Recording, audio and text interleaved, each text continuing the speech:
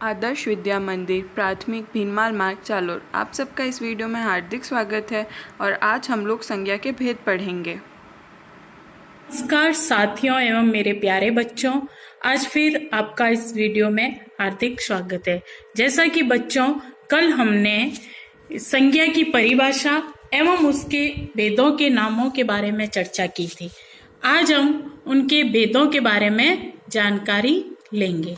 ठीक है, संज्ञा के भेद, जैसा कि मैंने कल आपको बताया था कि संज्ञा के मुख्यतः 3 भेद होते हैं। कौन कौन से? व्यक्तिवाचक संज्ञा, जातिवाचक संज्ञा, भाववाचक संज्ञा।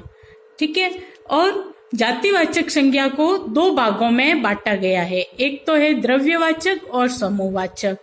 तो सबसे पहले हम व्यक्तिवाचक संज्ञा के बारे में पढ़ेंगे, यानी जो शब्द किसी विशेष एवं निश्चित व्यक्ति, स्थान या वस्तु का बोध कराते हैं उन्हें व्यक्तिवाचक संज्ञा कहते हैं।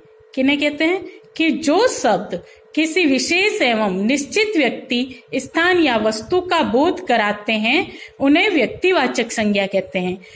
जैसे स्वामी दयानंद सरस्वती ने आर्य समाज की स्थापना की, तो इसमें स्वामी ने दयानंद सरस्वती है, वो क्या हो गए? विशेष व्यक्ति। क्या हो गए?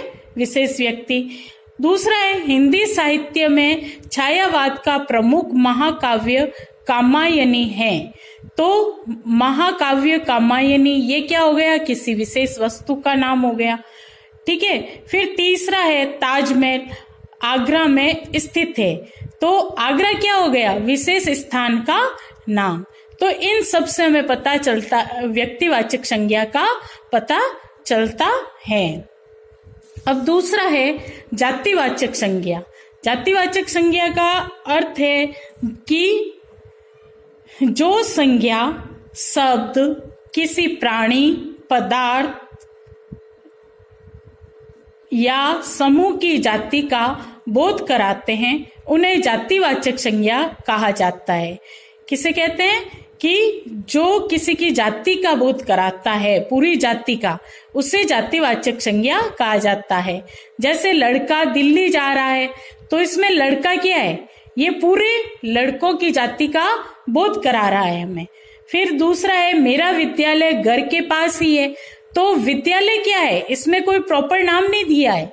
अगर किसी विद्यालय यानी आदर्श विद्या मंदिर जोधपुर या किसी भी विद्यालय का नाम देते तो वो व्यक्तिवाचक में आता, लेकिन यह विद्यालय यानी पूरे विद्यालय समूह का बोध करा रहा है, तो ये जातिवाचक में आएगा। फिर तीसरा है हमें रोजाना फल खाने चाहिए। तो इसमें जो फल है वो किसी व्यक्तिवाचक का नहीं है, ये जातिवाचक का है। फल की पूरी जाति का बोध करा रहा है। अगर इसमें होता कि हमें रोजाना चिक्कू खाने चाहिए या हमें रोजाना सेब खाने चाहिए, तो ये किसी विशेष व्यक्ति का होता, ये व्यक्तिवाचक का होता। इसमें पूरे फलों का बोध है, तो ये जातिवाचक में आएगा। अच्छा, अगर इसमें मैं आपको एक बात और बताना चाहती हूँ कि अगर इसमें होता कि हमें रोजाना आम खाने चाहिए, तो आम जातिवाचक ही होता, इसमें व्यक्तिवाचक नहीं। आप पूछेंगे कि आम जातिवाचक कैसे हुआ?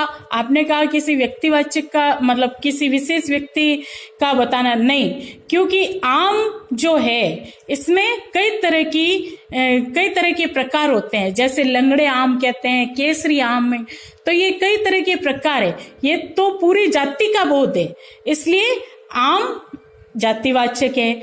और ऐसे के ऐसे शेर भी, ये भी जातिवाचक होगा, क्योंकि शेर भी क्या है? इसमें भी कई प्रकार होते हैं। अब मैं एक चीज आपको और बताना चाहती हूँ कि व्यक्तिवाचक संज्ञा का जातिवाचक संज्ञा के रूप में प्रयोग कभी कभी किसी विशेष गुणों के कारण व्यक्तिवाचक संज्ञा का प्रयोग जातिवाचक के रूप में होता है, यानी किसी विशेष गुण और कारण में जातिवाचक में होता है। ठीक है, किसी व्यक्तिवाचक का किसी प्रसिद्ध व्यक्ति के नाम के गुणों का प्रयोग दूसरे व्यक्तियों के लिए किया जाता है, तो यहाँ संज्ञा व्यक्तिवाचक न होकर जातिवाचक बन जाती है। ठीक है ना, कि यानी किसी प्रसिद्ध व्यक्ति का नाम है, गुण है, दूसरे व्यक्तियों के लिए किया जाता है, तो वो संज्ञा व्यक्तिवाचक न होकर जातिवाचक संज्ञा कहलाएगी। जैसे आज के समय विभिक्षणों की कमी नहीं है, तो इसमें क्या है, विभिक्षण यानी ये जो विभिक्षण है वो विश्वासघाती के रूप में लिया गया है। आज हमारे देश में रावणों की कमी नहीं है, तो रावण जो है वो बुराई के लिए लिया गया है, ठीक है ना। तो ये जातिवाचक कहलाएंगे। अब है जातिवाचक संज्ञा के भेद। तो पहला है द्रव्यवाचक संज्ञा। क्या है, द्रव्यवाचक संज्ञा। तो इसमें वो संज्ञा शब्द जो ऐसे पदार्थ या द्रव्यों का बोध कराते हैं उन्हें द्रव्यवाचक संज्ञा कहते हैं। कि वे संज्ञा शब्द जो किसी पदार्थ और द्रव्य का बोध कराते हैं उन्हें द्रव्यवाचक संज्ञा कहते हैं। जैसे सोना, चांदी, पित्तल, मिट्टी, लकड़ी, दूध आदि, ये सभी जो हैं ये मतलब कोई द्रव्य के रूप में होते हैं, जो इनसे कोई दूसरी चीज भी बनाई जा सकती है। तो ये सभी जो हैं वो द्रव्यवाचक संज्ञा का बोध कराते हैं हमें। फिर समूहवाचक संज्ञा, वे संज्ञा शब्द जो किसी समूह या समुदाय का बोध कराते हैं उन्हें समूहवाचक संज्ञा कहते हैं। जो किसी समूह या समुदाय का बोध कराते हैं, जैसे परिवार, तो परिवार में किसी एक का नाम में नहीं है, पूरे परिवार का बोध हो रहा है, पूरे समूह का हो रहा है ना। परिवार के जितने भी लोग हैं तो वो पूरा परिवार ही होगा। फिर कक्षा में सभी होते हैं, सेना, दल, जनता, भीड़ आदि, तो ये सभी समूहवाचक संज्ञा का बोध कराते हैं। हाँ, समूहवाचक संज्ञा के निम्न प्रयोग सुनिश्चित होते हैं, इन्हें बदला नहीं जा सकता। जैसे पर्वतों की श्रृंखला, जो पर्वतों की श्रृंखला होती है उन्हें पर्वत श्रृंखला ही कहेंगे। नक्षत्रों का मंडल यानी नक्षत्रों का जो झुंड होता है, जो नक्षत्रों का जो झुंड होता है उन्हें मंडल कहते हैं।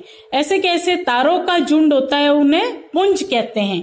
कागज का दस्ता यानी बहुत सारे कागज का जो कागज होते हैं उन्हें हम एक दस्ता कहते हैं। अब है भाववाचक संज्ञा।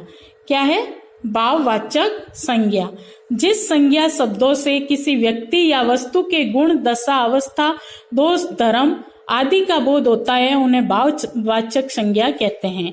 कि जिन संज्ञा शब्दों से किसी व्यक्ति या किस वस्तु के गुण, दशा, अवस्था, दोष, धर्म आदि का बोध होता है उन्हें भाववाचक संज्ञा कहते हैं।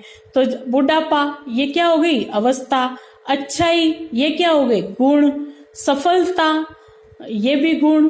धैर्य यानी धैर्य, शांति, प्रेम, ये सभी गुण हो गए, है ना। तो बुराई होगा तो वो दोष होगा, है ना।